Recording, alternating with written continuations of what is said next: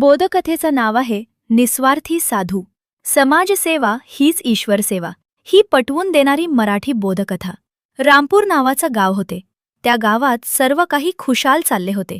त्या गावाबाहेर एक भगवान शंकराचं प्राचीन मंदिर होते. त्या मंदिरात दर्शन घेण्यासाठी दूरदूरून लोक येत असत. गावाबाहेरच्या त्या एका मंदिरात एक साधू पुरुष कायम वास्तव्य करून राहत होता. त्याला कधी कोणी पूजा अर्चा ध्यानधारणा करताना पाहिले नव्हते. पण दिवसभर तो गावातल्या कोणाला ना कोणाला मदत करत असे. एखाद्या शेतकऱ्याला शेतीच्या कामात मदत करी, एखाद्या वयस्क माणसाला जंगलातून लाकडांची मोळी आणून देई, कधी एखाद्या आजारी माणसाची सेवा शुश्रूषा करी, तर कधी गावातल्या मुलांचा अभ्यास घेई. कोणी जे देईल ते खाऊन मंदिरात येऊन झोपे. रोजच्याप्रमाणे बरीच कामे करून साधू मंदिरात येऊन झोपायची तयारी करत होता. तेवढ्यात भोवताली दिव्य प्रकाश पसरला. एक देवदूत तिथे आला. त्याच्या हातात एक भली मोठी यादी होती. त्या यादीत तो काहीतरी शोधत होता. साधूने त्याला विचारले, आपण काय शोधत आहात?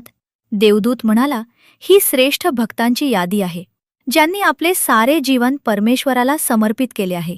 त्या यादीत तुझे नाव आहे का हे मी शोधत होतो, पण ते कुठे दिसत नाही.